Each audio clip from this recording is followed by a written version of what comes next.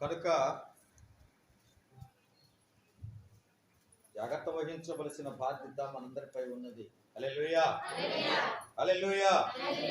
మరొకసారి ఈ దైవారాధన కార్యక్రమాలకు ఆసక్తితో చేరువచ్చిన మీకందరికీ ప్రేమపూర్వకమైన శుభాభివందనాలు తెలియపరుస్తూ ప్రేమతో ఆహ్వానిస్తున్నాను. ఆత్మదేవుడు మిమ్మల్ని మీ కుటుంబములను సమృద్ధిగా దీవించి ఆశీర్వదించును గాక. ఇదే ముందు మనందరికీ ఏర్పరిచిన లేఖన భాగం. గత వారం మనం ఒక మాట నేర్చుకుంటూ ఉన్నాం. ఆశీర్వాదమును శాశ్వత జీవమును అచ్చట ఉండవలెనని యెహోవా సెలవిచ్చి ఉన్నాడు. ఇది ముందు గత వారం 2 భాగాలు నేర్చుకున్నాం. ఇదేమందు 3వ భాగం ఆశీర్వాదం శాశ్వత జీవం అచ్చట ఉండాలని ఎచ్చట. ప్రసంగి గ్రంథం 5వ అధ్యాయం. ప్రసంగి గ్రంథం 5వ అధ్యాయం 19వ వాక్యాన్ని చదివి సహాయం చేయండి. మరియు దేవుడు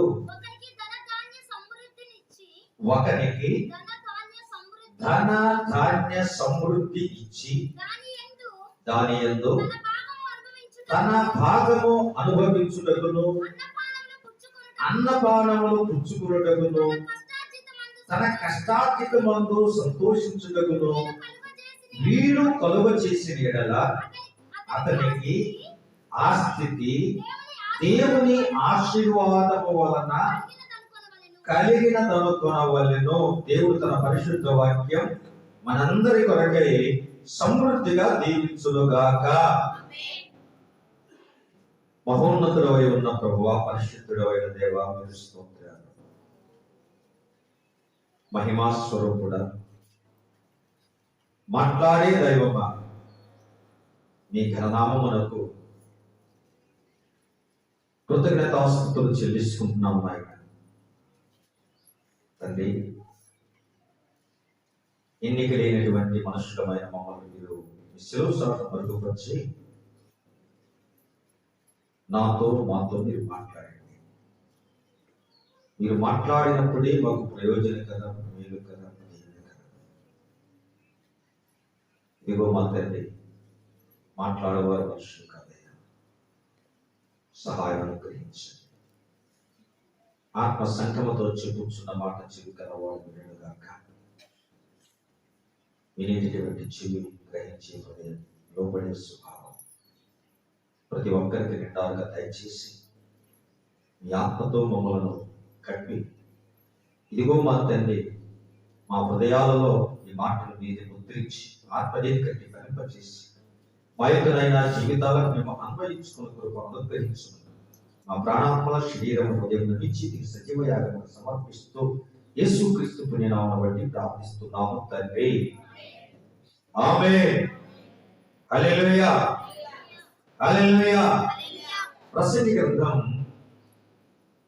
5వ అధ్యాయం 19వ వాక్యం మనం చదువుకుని ఉన్నాం. ఒకరికి ధనధాన్య సమృద్ధిని దేవుడు ఇచ్చి, ధనధాన్యములను దేవుడు ఇచ్చి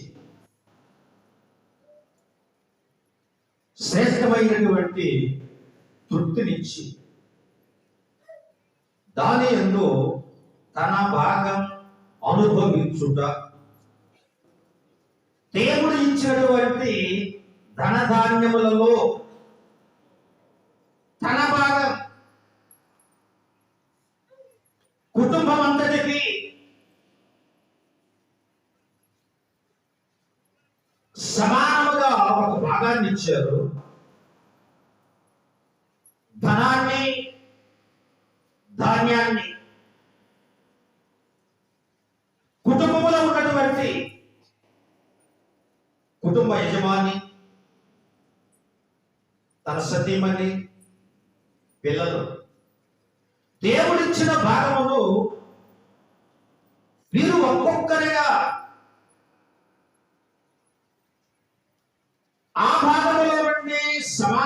పంచుకొని భుజించుట, తండ్రి భాగం తండ్రిది, తల్లి భాగం తల్లిది, పిల్లల భాగం పిల్లలది.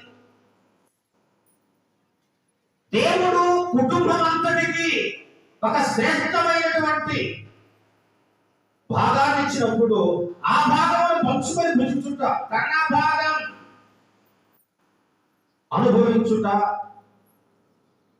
రెండవది అన్నపానములు పుచ్చుకొనుటకు, తన కష్టార్జితమందు సంతోషించుటకు వీలు కలుగ చేసిన ఎడల. హల్లెలూయా. జాగ్రత్తగా వినాలి. ధనధాన్యములను దేవుడు అందరికీ అన్ని కాలాలలో సరిపడినట్లు తృప్తిగా దేవుడు సమస్తమును అనుకూలపరిచి చేతికి అందిస్తాడు. ఈ ధనధాన్య సమృద్ధిలో నా భాగాన్ని నేను అనుభవిస్తున్నానా? తృప్తిగా అన్నపానములు కోరుకొని నన్ను దానిని దినములకు 3 పూట్ల 3 ముద్దలు ప్రశాంతముగా నెమ్మదిగా తినగలుగుతున్నామా? తన కష్టార్జితమందు సంతోషించుట, కష్టపడి సంపాదిస్తున్నాను, సంపాదించినటువంటి సంపాదన సంతోషంతో అనుభవిస్తున్నామా? ఒకసారి ఆలోచించుతాను.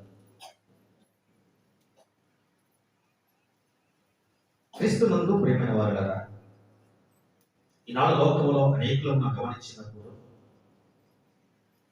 ధనధాన్య సమృద్ధిని దేవుడు ఇస్తాడు నీకు, నాకు, మనందరికీ. అయితే దేవుడిచ్చిన యొక్క ధనధాన్య సమృద్ధిని చూచుకొని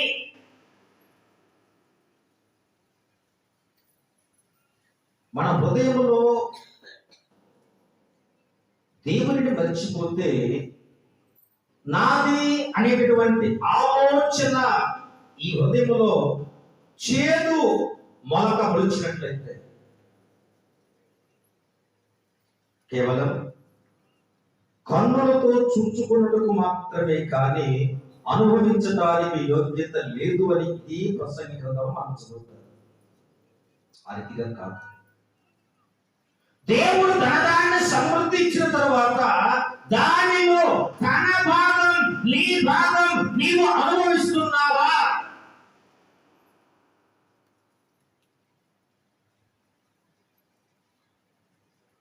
తృప్తిగా ఆనందముతో సంతోషంతో ఆహారం భుజించగలుగుతూ ఉన్నావా? నీ కష్టార్జితమునందు నీవు సంతోషిస్తూ ఉన్నావా? ఈనాడు లోకములో అనేకులు ధనధాన్యములు కలిగిన వారు ఉన్నారు, కానీ తృప్తిగా భుజించాలి అంటే ప్రాణభయం.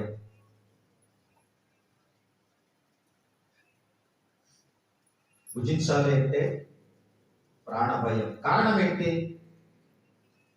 ఒంటి నిండా జబ్బులే. ఎక్కువ తింటే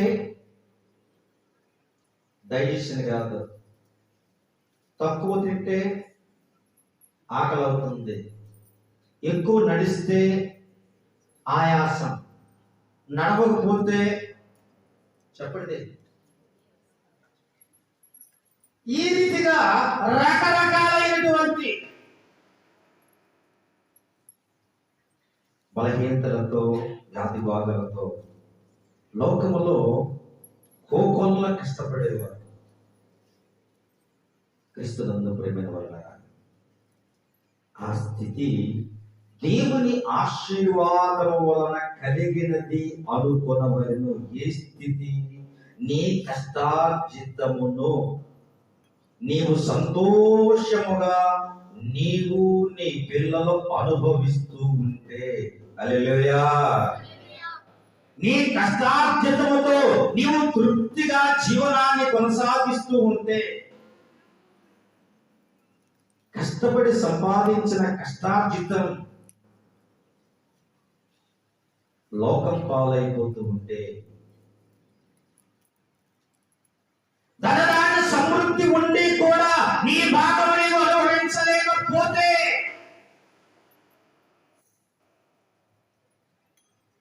తినాలని కోరుకుంటుంది, తింటే పెరిగిపోతేమో ఏంటి ఏదో. జాగ్రత్తగా వినాలి ప్రియమైన వాళ్ళారా. తన భాగమును అనుభవించుట దేవుడు ఇచ్చినటువంటి ఆశీర్వాదం. హల్లెలూయా. ఆశీర్వాదము అంటే ఉన్నతమైన స్థితి కాదండి. ఆశీర్వాదం అనగా ధనధాన్యములు కలిగి ఉండడం కాదండి. ఆశీర్వాదం వ్యాధులు కలిగి ఉండడం కాదండి. ఆశీర్వాదం వెండి బంగారాలు కలిగి ఉండడం కాదండి. ఆశీర్వాదం ఇదిగో యొక్క లోక సంబంధముగా గొప్పవారమని పేరు ప్రఖ్యాతులు కలిగి ఉండడం కాదండి. ఆశీర్వాదం అనగా దేవుడు నీకు ఇచ్చినటువంటి కష్టార్జితములో నీవు తృప్తిగా సంతోషముతో ఆనందముతో ముప్పూట 3 ముద్దలు ఇదిగో నీ పిల్లలతో కలిసి నీవు భుజించగలిగితే అదే దేవుడిచ్చిన గొప్ప ఆశీర్వాదం. హల్లెలూయా. అంతేకాదు, నెమ్మది లేకుండా విస్తారమైన ఘనముండుట కంటే, నెమ్మది లేకుండా విస్తారమైన ఘనముండుట కంటే, దేవుని అందరి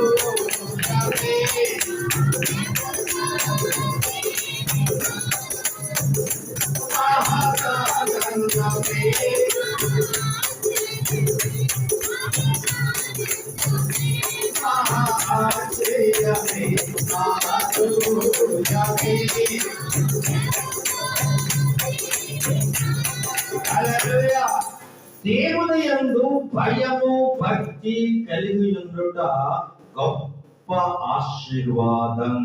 హల్లెలూయా. హల్లెలూయా. ఒకరికి దేవుడు ఒకరికి ధనధాన్య సమృద్ధిని ఇచ్చి చూస్తాడు. దేవుడు ధనధాన్య సమృద్ధిని మనకి ఇచ్చిన తరువాత దేవుడు మనల్ని దీవిస్తున్న తరువాత, దేవుడు మనల్ని కాపాడుతున్న తరువాత, దేవుడు అన్ని విషయాలలో మనల్ని భద్రముగా కాపాడుతున్న తరువాత మనము కానీ దేవునికి కానీ కృతజ్ఞత జీవితం జీవించకపోతే నీ భాగాన్ని నీవు అనుభవించడానికి నీకు యోగ్యత ఉండదండి. హల్లెలూయా. హల్లెలూయా. నా ప్రాణమా తినుము త్రాగుము సుఖించు అన్నాడు ఒక ఆయన. తర్వాత ఏమైందో మీకు తెలుసు. నెమ్మదిలేదురు అన్నాడు, నా రాజధాని నా బలాధికారం నాది అన్నాడు. ప్రియమైన వారులారా, 7 సంవత్సరాలు ఏం వేసాడు?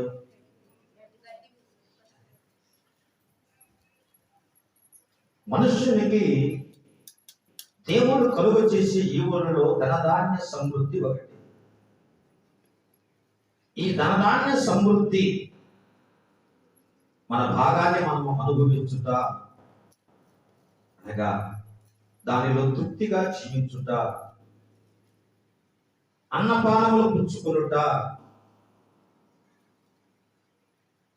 కష్టార్జితం వలన సంతోషించుట, ఈ మూడు మనము కలిగి ఉన్నాము అంటే అది ఆ స్థితి దేవుని ఆశీర్వాదము వలన మనకు కలిగినది.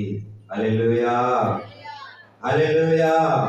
క్రీస్తునందు ప్రియసంగమా, ఆ స్థితి దేవుని ఆశీర్వాదం వలన మనకు కలిగినది. మూడవసారి చెప్తున్నా, ఆ స్థితి దేవుని ఆశీర్వాదం వలన మనకు కలిగినది.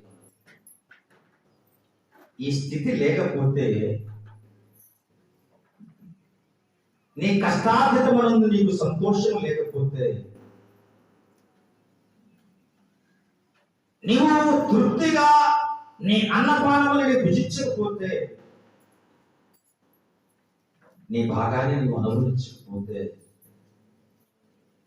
ఎన్ని కలిగి ఉన్నా అన్ని సున్నా. ప్రసంగి గ్రంథం 3వ అధ్యాయం 13వ వాక్యం కూడా చదివి సహాయం చేయండి.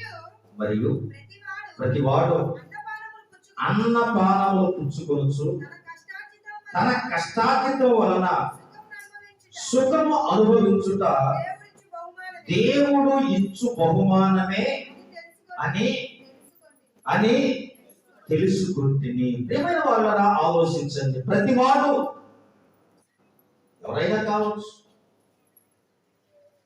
ఏ దేశం వారైనా కావచ్చు, ఏ ప్రజలైనా కావచ్చు, విద్యావంతుడు కావచ్చు, విద్యాహీనుడు కావచ్చు, అందచందములు కలిగిన వాడు కావచ్చు, అందవిహీనుడు కావచ్చు. ఇక్కడ రాయబడిన మాట, ప్రతి వాడు అన్నపానములు పుచ్చుకొనుచు తన కష్టార్జితం వలన సుఖము అనుభవించుట దేవుడు ఇచ్చినటువంటి బహుమానం. సంగమా, ఒకరికి ధనధాన్య సమృద్ధిని ఇచ్చాడు. ఇక్కడ రెండవ మాట కూడా, ప్రతి వాడు అన్నపానములు పుచ్చుకుంటూ. అంటే మేము అన్నపానములు పుచ్చుకున్నట్టు లేదా అని మీరు అడగవచ్చు. అన్నపానములు అందరం పుచ్చుకోవచ్చు ఉన్నా, కానీ నీ భాగం, నీ కష్టార్జితం తృప్తి కలిగి నీవు కోరుకునేది నీవు భుజిస్తున్నావా?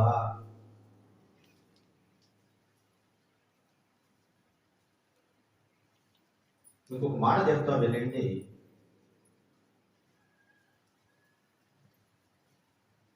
తినటానికే బ్రతకబాకండి. ఎట్లా? తినటానికే బ్రతకబాకండి, బ్రతకడానికి తినండి చాలు. అర్థమైందా? కాలేదా? ఏంటిదని అర్థం? తినటానికే బ్రతక, ఏ పని చేయకుండా మంచి రుచి కలిగినటువంటి ఆహారం రావాలి అంటే 6 దినములు కష్టపడి నీ పని ఎంతయు నువ్వు చేసుకుని నీవు ఆహారములు సంపాదించుకొని భుజించమని దేవుడిచ్చిన ఆజ్ఞ. ఏ పని చేయకుండా తల్లిదండ్రులను ఏర్పించుకొని తినటం మనకు దీవెనకరం కాదండి. హల్లెలూయా. యవనస్తులు కోపం వస్తేమో. తినటానికి బ్రతకూడదు. ఏ పని చేయకుండా కోరుకుని తిండి రావాలంటే రాదు. బ్రతకటానికి తినండి. నీవు తినేది ఏది అని కాదు, నీవు భుజించేది ఏ ఆహారం అని కాదు, నీవు భుజించినటువంటి ఆహారం నీవు తృప్తిగా భుజిస్తున్నావా? హల్లెలూయా, హల్లెలూయా. తీపి తింటే షుగర్ వస్తుంది ఏమో భయం అన్నమాట. పులుపు తింటే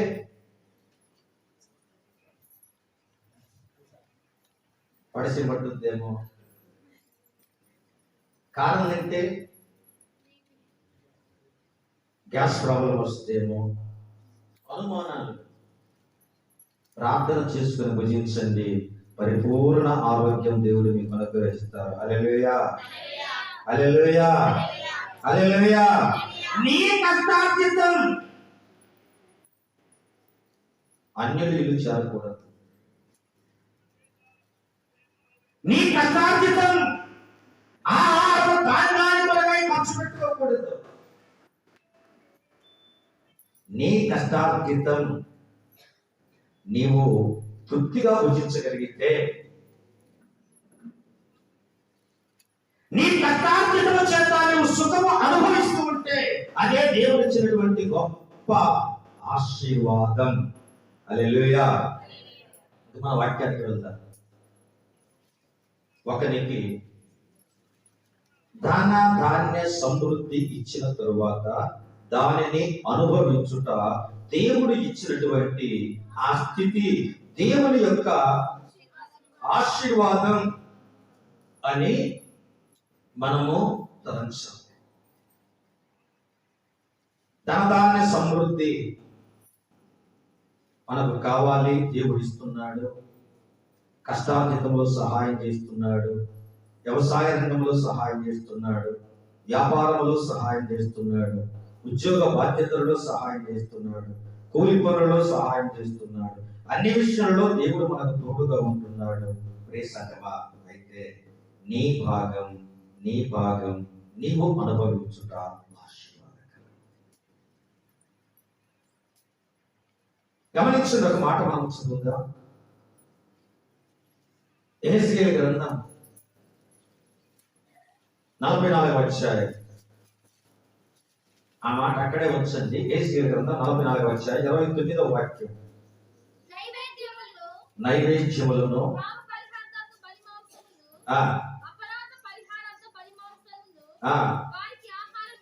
అగును ఇశ్రాయేలీయుల చేత దేవునికి ప్రతిష్ఠితములకు వస్తువులన్నీ వారివి. 30వ వాక్యం చివరి భాగం చదవండి.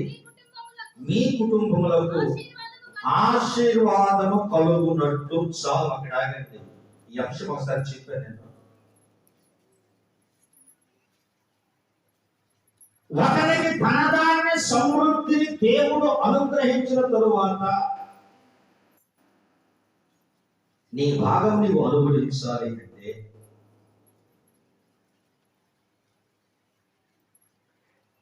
నీవు ఇదిగో తృప్తిగా భుజించాలి అంటే నీ కష్టార్జితంలో నీకు సంతోషము కలగాలి అంటే మీ కుటుంబములకు ఆశీర్వాదము కలుగునట్లు. అక్కడ మనం చదువుకున్నాం, ఈ స్థితి దేవుని ఆశీర్వాదం వలన కలిగినదే.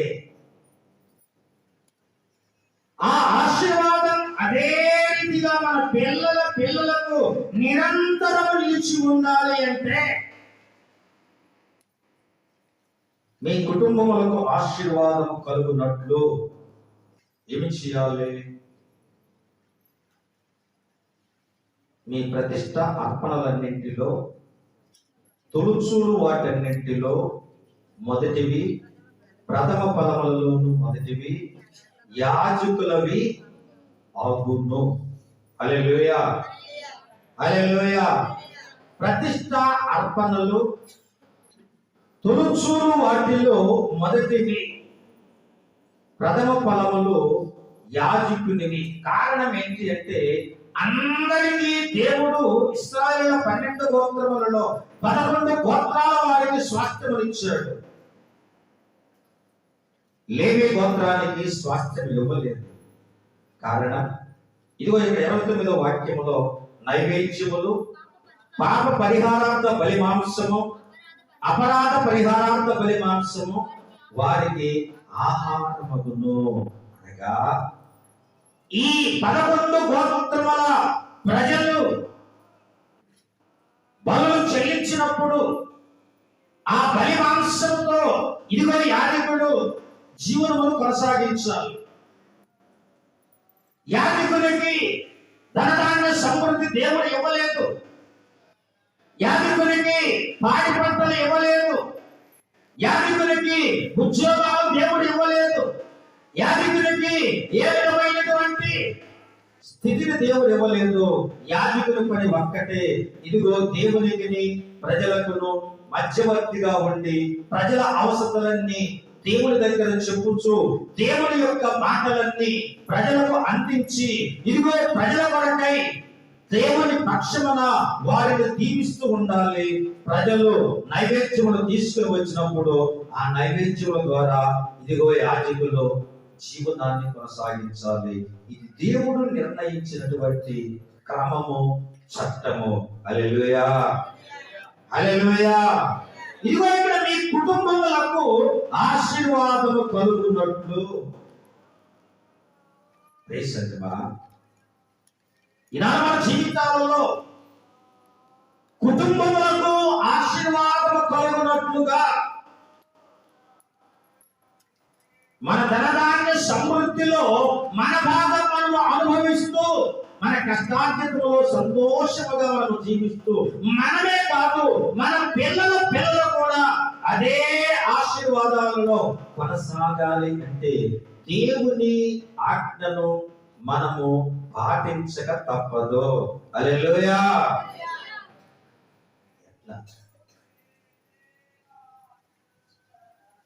మీ కుటుంబములకు ఆశీర్వాదం కలుగునట్టు తులసూలివి ప్రథమ ఫలములన్నింటిలో మొదటివి యాజకులకు ఆగును. దేవుని ఆజ్ఞను మనము ఈనాడు మనుషులు తారుమారు చేశారు. మొదటి స్థానము యాజకులదైతే యాజకులను తీసుకుని వెళ్ళి చివరిలో పెట్టారు, మన హోదాలు తీసుకొచ్చి ముందు పెట్టారు. ఈనాడు సంఘాలలో జరిగినటువంటి కార్యక్రమాలు ఏంటి అంటే యాజకుడు చివర, అధికారులు ముందు. దేవుడికి చెందవలసిన మహిమ వెనకబడిపోతుంది. దేవుడికి చెందవలసిన మహిమ స్థానంలో మనుష్యులకు మనం కనపరుస్తూ ఉన్నారు. ఈనాడు లోకములో అనేక స్థలాలలో సంఘాలు కనుకనే ఆత్మదేవుడు అక్కడ అల్లాడుచు ఉన్నాడు, ఏడుస్తూ ఉన్నాడు, కన్నీరు కారుస్తూ ఉన్నాడు. ఘనత, మహిమ, ప్రభావములు యుగ యుగములు ఆయనకి చెల్లునుగాక. హల్లెలూయా, హల్లెలూయా, హల్లెలూయా. మనుషుల పద్ధతితో దైవోపదేశములుగా బోధిస్తూ ఈనాడు దైవ సేవకులు కూడా అదే రీతిగా అలవాటు పడుతూ ఉన్నారు. ఖండిస్తే, గద్దిస్తే ఆ పాస్టర్ పనికిరాదు. ఎట్టి పరిస్థితులలో మనుష్యులను పొగుడుతూ ఉండాలి. అలాగంటే సంఘంలో పాస్టర్ గారు నిలవబడతారు. ప్రియ సంఘమా, ఆలోచించండి. ఎన్నాళ్ళు ఈ రీతిగా మనం కొనసాగిన ప్రయోజనం లేదు. దేవుని స్థానం దేవునిది, దైవజనుని స్థానం దైవజనునిది, మనుష్యుల స్థానం మనుష్యులకి మనం ఇచ్చినప్పుడు మొదటగా దేవుని స్థానం, మొదట మీరు ఆయన రాజ్యమును నీతిని వెదకండి. హల్లెలూయా, హల్లెలూయా. తరువాత మన కార్యక్రమాలు జరిగించుకున్నట్లయితే తప్పక అక్కడ దేవుని ఆత్మ మనలను నడిపిస్తూ ఉంటుంది. ప్రేమైనటువంటి దేవుని ప్రజలారా, ఈ మధ్యాహ్న కాల సమయమునందు మొదటిది యాజకులకు కారణం మీ కుటుంబములకు ఆశీర్వాదం కలుగునట్లు మీరు ముందుగా పిసికిన పిండి ముద్దను యాజకులకు ఇవ్వవలెను. ముందుగా పిసికిన పిండి ముద్ద యాజకులకి. ఈనాడు యాజకుడు భిక్షగాడితో సమానమైపోయాడు.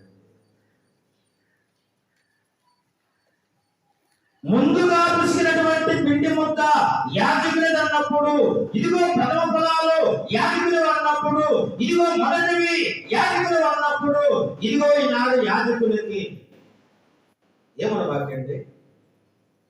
ఒక సోఫా కొనుక్కున్నారు అనుకోండి, మీరు ఇరిగిపోయిన కుర్చీ ఒకటి ఉంటుంది. ఇది అర్థమైంది కానీ పాస్టర్ని పిలిచి ఆయన బాగు చేసుకుంటాడు దాన్ని. ఏంటది? ఎట్లా? ఇరిగిపోయిన చీడవరికి అంటే పాస్టర్ అంతా చీప్ అయిపోయాడా? చేతులారా, దేవుడు మనకు ధనధాన్య సమృద్ధిని ఇస్తే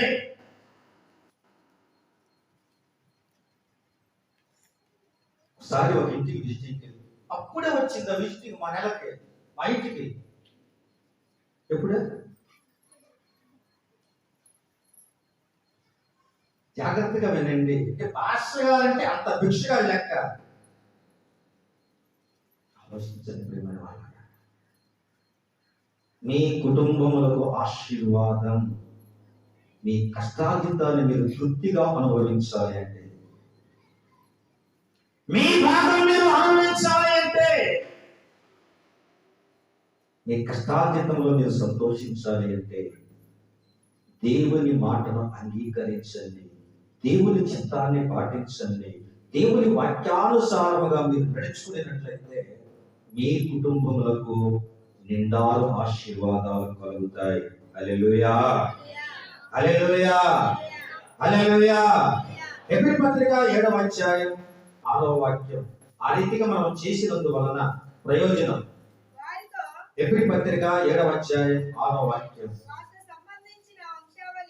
వారితో సంబంధించిన వంశావళి లేని వాడైన మెల్కీషెదెకు అబ్రహాము వద్ద 10వ వంతు పుచ్చుకొని వాగ్దానములు పొందిన వారిని ఆశీర్వదించెను.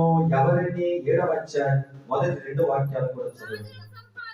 రాజులను సంహారము చేసి తిరిగి వచ్చుచున్న అబ్రహామును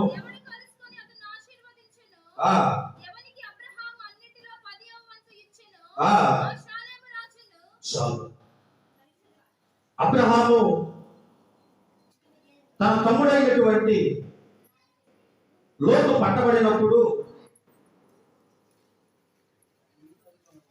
ముందు చదువుకుంటాము త్వరగా.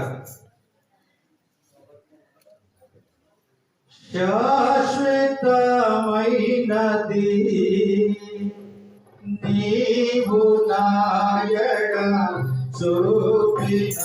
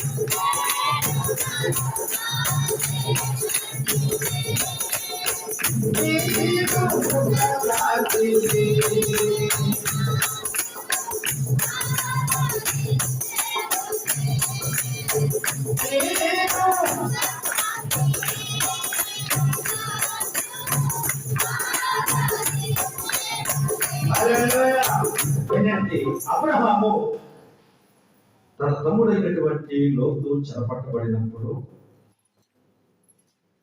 ఇదిగో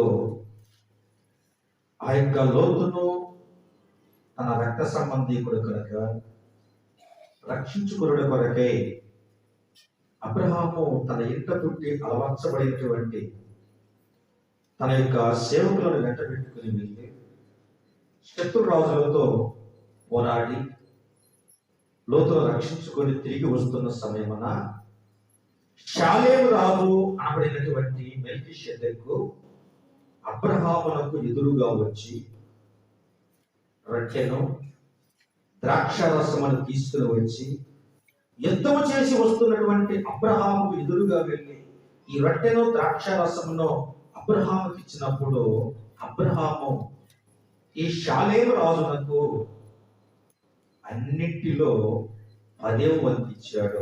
హల్లెలూయా, హల్లెలూయా.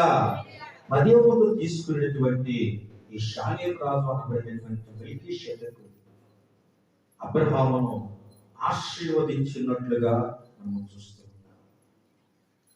నీకు మీ కుటుంబములకు ఆశీర్వాదములు కలుగునట్లుగా అన్నాడు. ఇంకా జాగ్రత్తగా అబ్రహాము ధనవంతుడే. అబ్రహామును అన్ని విషయాలలో దేవుడు ఆశీర్వదించాడు, గొప్ప చేశాడు. తన తమ్ముడు చెరపట్టబడినప్పుడు చూస్తూ ఊరుకుండలేదండి. తన తమ్ముడు చెరపట్టబడినప్పుడు శత్రురాజులు వచ్చి దోషులు వెళ్ళిపోతూ ఉన్నప్పుడు అబ్రహాము తన తమ్ముని పైన, తన సహోదరుని పైన మమకారం కలిగిన వాడై శత్రువులతో పోరాడినట్లుగా మనం చూస్తూ ఉన్నాం. హల్లెలూయా, హల్లెలూయా. శత్రువులతో పోరాడిన అబ్రహాం ఇదిగో తన వారిని రక్షించుకొని తీసుకుని వస్తున్న సమయంలో ఈ మెల్కీషెదెకు ఎదురుపడి అబ్రహామునకు రొట్టెను ద్రాక్షారసమును ఇచ్చి అబ్రహామునకు సేద తీర్చాడు. ఈ కృపాకాలం నందు ప్రేమైన వాళ్ళరా, మనం మరలా మొదటి భాగానికి వెళ్తే ఒకరికి ధన ధాన్య సమృద్ధిని ఇచ్చి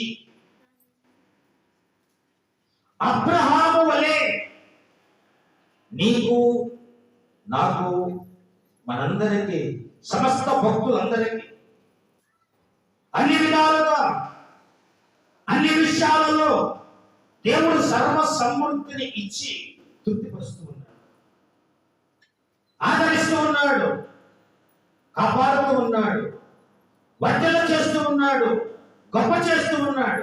అబ్రహాము అన్ని విషయాలలో ఆశీర్వదింపబడ్డాడు.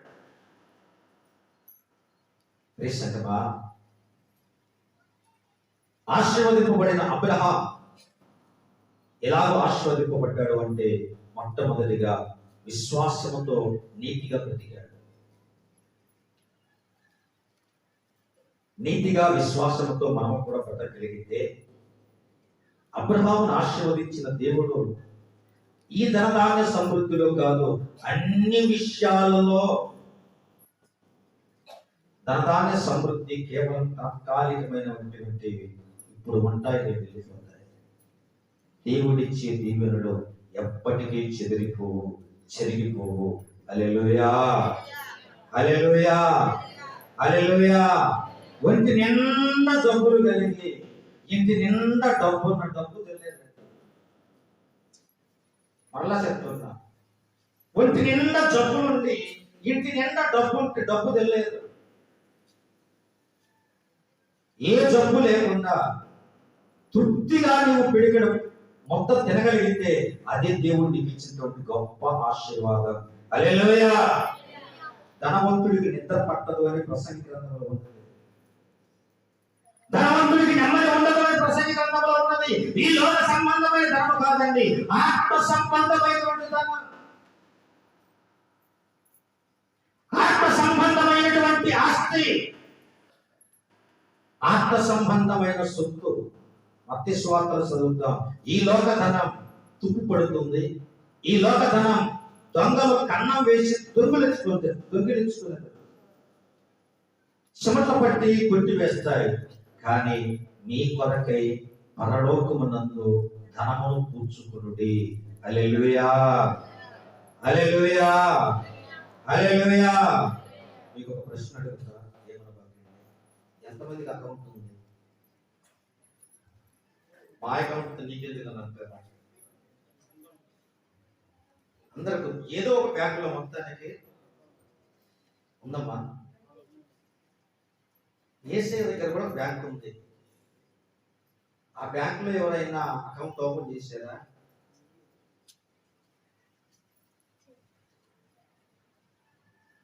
ఏసఐ దగ్గర కూడా బ్యాంక్ ఉందండి.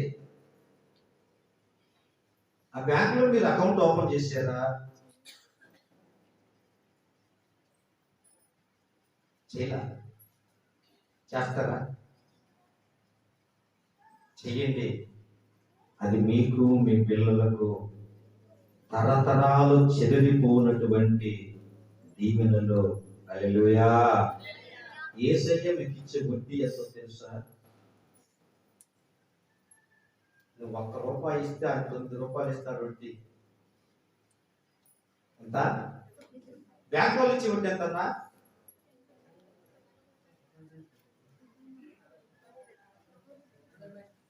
₹80, ₹60 ఉంటాయి. ఇది గొప్పదంటారా? అది గొప్పదంటారా? అబ్రహాము అన్ని విషయాలలో వర్ధిల్లిన అబ్రహాం పట్టబడినటువంటి చెరపట్టబడిన ఇదిగో లోతు కొరకై ప్రయాసపడ్డాడు. ఈనాడు నీ సహోదరుడు, నీ రక్త సంబంధికులు, నీ ఇరుగు పొరుగు వారు, నీ కుటుంబీకులు ఎంతమంది సాతాను చేత పట్టబడ్డారు? వారిని కూర్చున్నటువంటి బాధ్యత నీకు లేదా? అబ్రహాము శత్రువులతో పోరాడి తన తమ్ముని కుమారుని రక్షించుకోవటానికి, తన సహోదరుని రక్షించుకోవటానికి ప్రయాసపడ్డాడు. సంగమా, నేను ధనవంతుడును, నన్ను వదిలిపెట్టి వెళ్ళిపోయినటువంటి అతనితో నాకేమి సంబంధం లేదు అని అబ్రహాము కామ్గా ఊరుకోలేదండి. బాధ్యత కలిగి నశించిపోతున్నటువంటి తన సహోదరునిపై మమకారము కలిగిన, రక్త సంబంధంపై మమకారము కలిగినటువంటి అబ్రహాము శత్రువులతో పోరాడాడు. ఆ శత్రువులే సాతాను సమూహం. హల్లెలూయా, హల్లెలూయా. సాతానుతో నీవు పోరాడుతూ ఉన్నప్పుడు, సాతానును ఇదిగో నీవు జయిస్తూ ఉన్నప్పుడు, జయించడానికి కావలసిన ఆత్మీయ శక్తి బలాన్ని దేవుడు నీకు సంపూర్ణంగా ఇస్తాడు.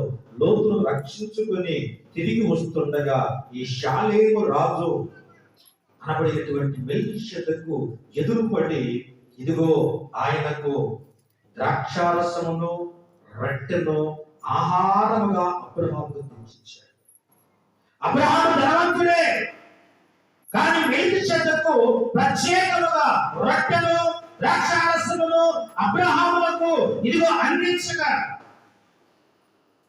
అబ్రహాము తనకు కలిగిన అంతటిలో ఈ షాలేము రాజునకు 10వ భాగం ఇచ్చాడు. ఆయన 10వ భాగం తీసుకొని ఇదిగో అబ్రహామును మరలా ఇంకా ఆశీర్వదిస్తూ ఉన్నాడు. ఈ షాలేము రాజు అనబడిన పేరులకు అర్థం సమాధానములకు రాజు, నీతికి రాజు అని అర్థం. అనగా విశ్వాస జీవితంలో కొనసాగుతున్న మనందరికీ సాతానుతో యుద్ధం చేస్తున్నటువంటి మనందరికీ, నశించిపోతున్న ఆత్మల భారము కలిగినటువంటి ప్రతి ఒక్కరికి షాలేము రాజు అనబడినటువంటి, సమాధానములకు రాజు అనబడినటువంటి, శాంతి సమాధానములకు కర్త అయిన యేసుక్రీస్తు వారు రొట్టెను ద్రాక్షారసమును ఇదిగో అబ్రహామునకు ఆహారముగా పంచిపెట్టాడు. హల్లెలూయా, హల్లెలూయా. క్రీస్తు వారు చెప్పిన మాట, ఇది నా శరీరం, దీన్ని పంచుకొని మీరు భుజించండి. మీ కొరకైన నా శరీరం. దీని అర్థం మనుషుడు రొట్టె వలన మాత్రమే జీవించలేడు, అనగా లోక సంబంధమైన ఆహారం చేత మనుషుడు కేవలం శరీర పోషణకి, ఆత్మకు ఆహారం యేసుక్రీస్తు వారి యొక్క శరీరం. అబ్రహాము ధనధాన్యాలతో ఆశీర్వదింపబడ్డాడు. ఈనాడు మనకు కూడా లోక సంబంధముగా అన్ని కలిగి ఉండవచ్చు. అయితే ఆధ్యాత్మికముగా మీకు మీ కుటుంబములకు ఆశీర్వాదం కలుగులాగున మొట్టమొదట పిసికినటువంటి పిండి ముద్ద యాజకునికి అన్నాడు కదా. యాజకుడు మెల్కీషెదెకు, యాజకుడు షాలేము రాజు, ప్రధాన యాజకుడు. క్రీస్తునందు ప్రియమైన వాళ్ళరా, ఎబ్రీ పత్రిక మరలా వద్దా, ఎబ్రీ పత్రిక 7వ అధ్యాయం, ఎబ్రీ పత్రిక 7వ అధ్యాయం 6వ వాక్యం మరలా చదవండి. వారితో సంబంధించిన వంశావళి లేనివాడైన మెల్కీషెదెకు అబ్రహాము నొద్ద 10వ వంతు పుచ్చుకొని వాగ్దానములను ఆశీర్వదించిన 110వ కీర్తన 4వ వాక్యం చదవండి. 110వ కీర్తన 4వ వాక్యం. మెల్కీషెదెకు క్రమము చొప్పున నీవు నిరంతరము యాజకుడవై ఉండువని. హల్లెలూయా, హల్లెలూయా. మెల్కీషెదెకు ఒక క్రమం పెట్టాడు.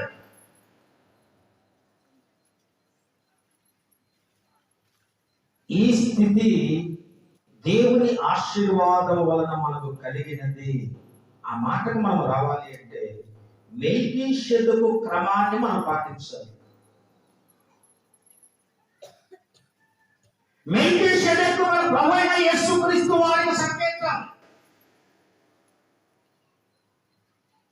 అలసిపోయినటువంటి అబ్రహాములకు, సొమ్మసిల్లిపోయినటువంటి అబ్రహాములకు, యుద్ధం చేసి తిరిగి వస్తున్నటువంటి అబ్రహాములకు మెల్కీషెదెకు ఎదురు పడ్డాడు. ఆహారం తీసుకొని అతనికి ఎదురుగా వచ్చాడు.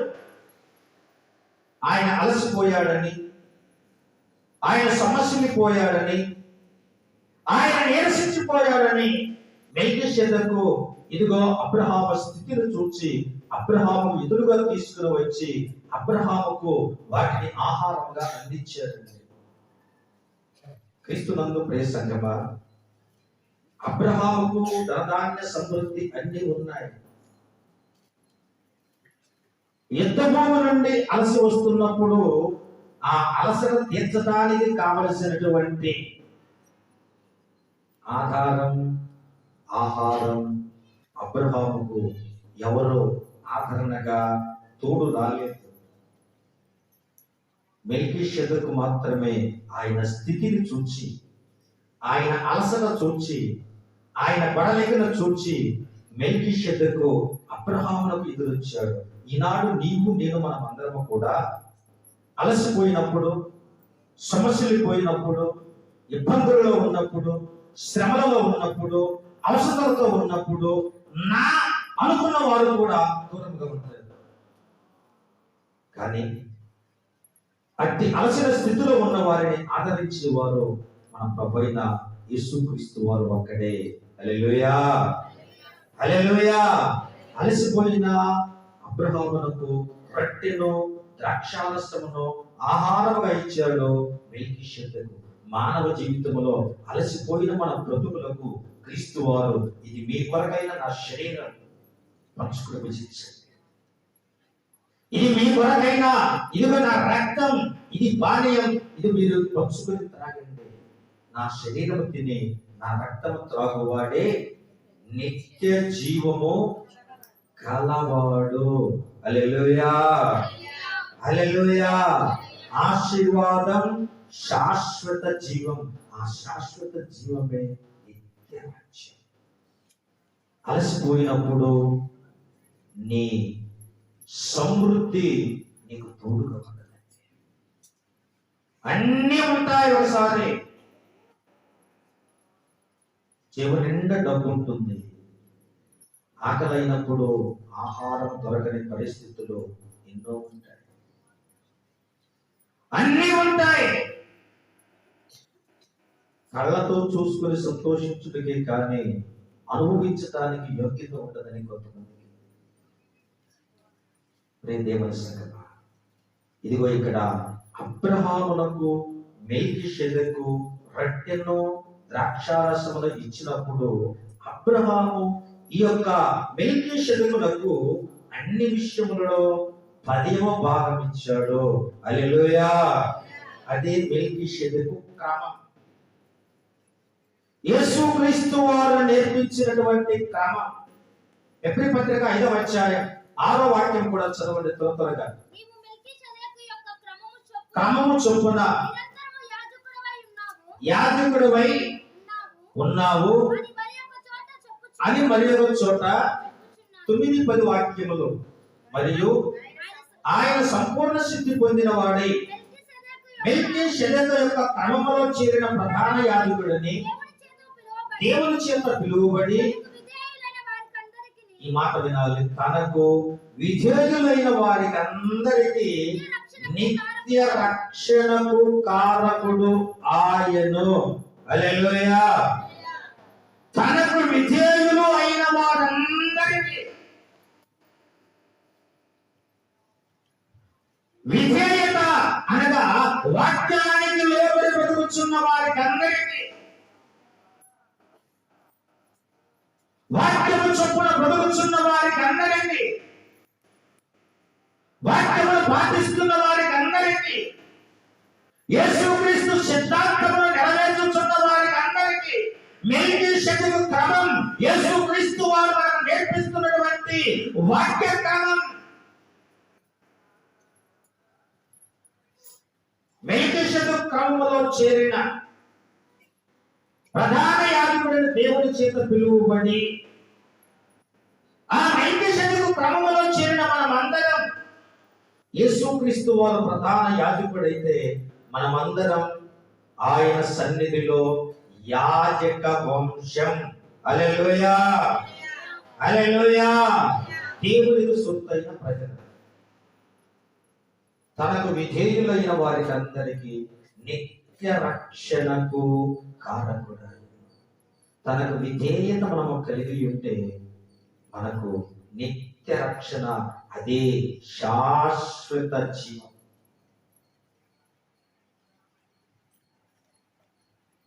బాప్తిసం తీసుకున్న వారు ఎంతమంది? చేతులు ఎత్తండి. మీరందరూ ఆరాధన చేస్తున్నారా? చేస్తున్నారా? చేస్తున్నారా?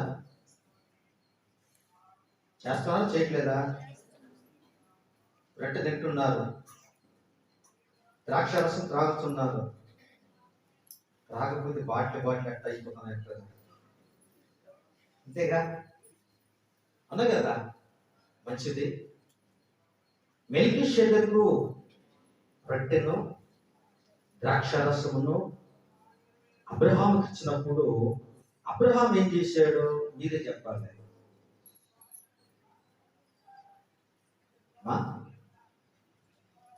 తాకాయ లచ్చబాకండి.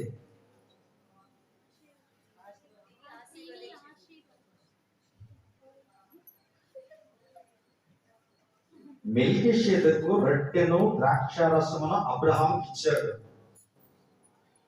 అబ్రహాము తిన్నాడు. తినినటువంటి అబ్రహాము మెల్కీషెదెకునకు ఏమి ఇచ్చాడు? శ్రేష్టమైన వస్తువులలో.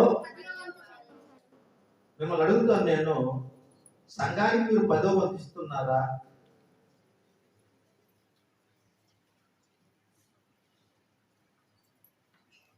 ఇవ్వకుండా దీవెనలు ఎట్లా వస్తాయి? దేనిలో? పనికిరాని దానిలో కాదు, చెడిపోయిన దానిలో కాదు, శ్రేష్టమైన వాటిలో. హల్లెలూయా. హల్లెలూయా. ఒక మంచి విశ్వాసురాలు కూరగాయ పంట వేసిన తోట. ఆ కూరగాయ తోటలో మంచి ఫలవృక్షాలు కూడా ఉన్నాయి. మొదటిగా పండినటువంటి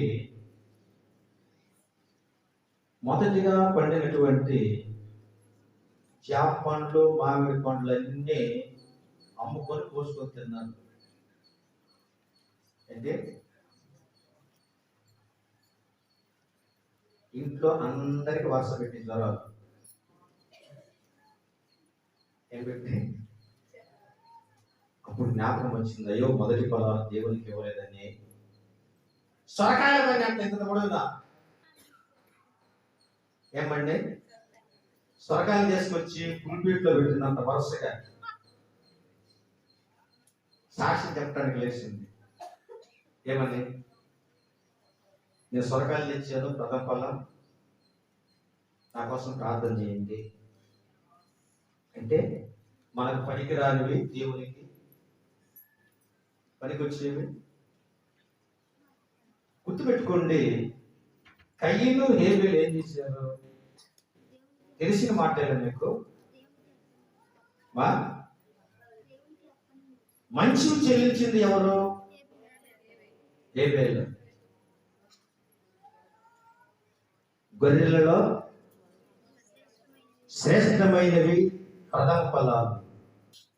గుర్తుంచుకోండి, వాక్యంలో ఒక మాట ఉన్నది, మొదటిగా ఆయనకి ఇచ్చి పొందుకునేవాడు ఎవరు? ఆయనకి ఇవ్వగానే దరిద్రం అయిపోతూ ఉన్నా. హల్లెలూయా, హల్లెలూయా. ప్రియమైన సంగమా, ఆలోచించండి. ఇక్కడ అబ్రహాము ప్రథమ ఫలములు శ్రేష్టమైన ప్రతి దానిలో 10వ వంతు షాలేము రాజుకి ఇస్తే, షాలేము రాజు ఇదిగో అబ్రహామును ఆశీర్వదించాడు. దీని అర్థం, దేవునికి చెందవలసిన భాగం మీరు దేవునికి చెల్లించండి. ఇక్కడ మనం చదువుకున్న మాట అదే. ఏమని? 5, 9, 10లో తనకు విధేయులైన వారికి అందరికీ, వారు ఎవరైనా కావచ్చు, నిత్య రక్షణకు కారకుడు ఆయన. ఈ స్థితి దేవుని వలన కలిగినదని, దేవుని ఆశీర్వాదం వలన కలిగినది అని అనుకునవలెను. ఈ స్థితి ఒకరికి ధనధాన్య సమృద్ధి ఇచ్చిన తరువాత నీ భాగాన్ని నీవు అనుభవించాలి అంటే, దేవునికి చెల్లించవలసిన భాగం దేవునికి చెల్లించినప్పుడు నీ కష్టార్జితం వలన నీకు తృప్తి కలుగుతుంది. హల్లెలూయా, హల్లెలూయా, హల్లెలూయా. నీ కష్టార్జితం వలన ఇదిగో నీవు పరిపూర్ణ హృదయ ఆనందముతో నీ కుటుంబంలో, నీ పిల్లలతో నీవు జీవిస్తావు. ప్రియమైనటువంటి దైవజనాంగమా, ఈనాడు నీ భాగాన్ని నీవు అనుభవించడానికి వీలు లేని స్థితిలో రోజులలో మనం ఉన్నాం. ఆస్తి కొరకై తల్లిదండ్రులు చంపినటువంటి పిల్లలు లేకపోలేదండి. ఆస్తి కొరకై అన్నదమ్ములు ఒకరిని ఒకరు చంపుకొనిన సంఘటనలు లేకపోలేదండి. ఆస్తి కొరకై అక్కా చెల్లెండ్రు ఒకరికి ఒకరు ఇదిగో హత్య చేసుకునేటువంటి సంభవాలు ఈనాడు లోకంలో లేకపోలేదు.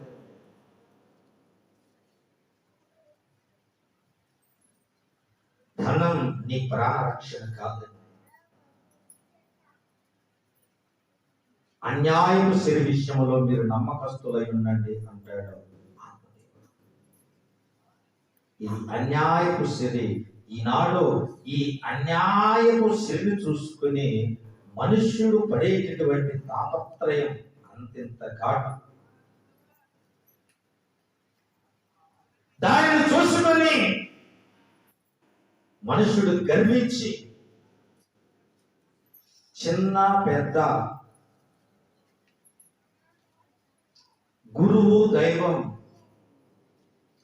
తల్లి తండ్రి దైవజనుడు అనేటటువంటి ఆప్యాయత గౌరవాలు మర్చిపోయి ధనాన్ని చూసుకుని నాడు ఎర్రవిగుతూ ఉన్నారు అనేకులు భక్తులు. ఏ ప్రయోజనం? ఏ ప్రయోజనం? ఎంతటి విలువైన వస్త్రాలు బ్రతికినప్పుడు ధరించినా చనిపోయినప్పుడు అల్లా వస్త్రం కావాలి. ఏదది? ఏ కద్దర పట్ట తేవచ్చుగా? ఏమన్నా చనిపోయినప్పుడు ఏ వస్త్రం తెస్తారన్నా? ఎంత మీటర్ అది? 6 మీటర్లు లేక 10 మీటర్లు. ఇంకేమన్నా బతుకు? ఎంత విలువైన బ్రతుకు బ్రతికినా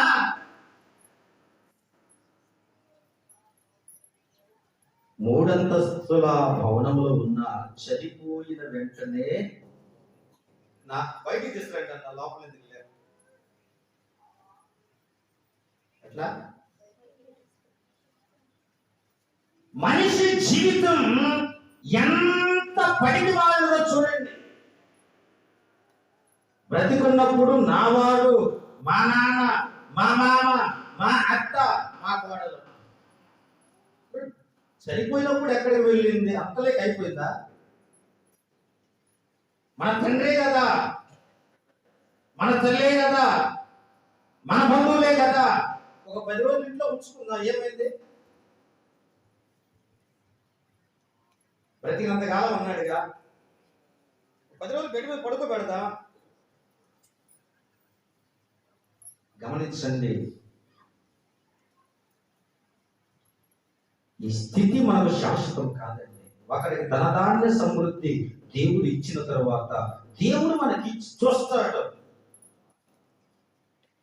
నీవు దేవునికి చెల్లించవలసినటువంటి మెల్కీషెదకు క్రమము చొప్పున ఇదిగో నీవు చెల్లించవలసిన దేవుని భాగం దేవునికి చెల్లించి, దేవుడు నీకు ఇచ్చిన ఆహారం, ఆ యొక్క రొట్టె, ఆ ద్రాక్ష రసం త్రాగే ప్రతి ఒక్కరు కూడా రొట్టెను ద్రాక్షారసాన్ని అబ్రహాముకి ఇస్తే అబ్రహాము వెంటనే తనకు కలిగిన ఇదిగో శ్రేష్టమైన వాటన్నిటిలో భాగాన్ని ఇచ్చాడు మెల్కీషెదకునకు. అక్కడ తీసుకుని ఆశీర్వదించాడు. దేవుడు నిత్యముగా నిన్ను ఆశీర్వదించాలి అంటే యాజకత్వం క్రమం, మెల్కీషెదకు క్రమాన్ని మనం పాటించాలి. రొట్టె రోజు తింటున్నాము కానీ, రొట్టె వారం తింటున్నాము కానీ, ద్రాక్షారసం త్రాగుతున్నాము కానీ మెల్కీషెదకు క్రమాన్ని పాటించకపోతే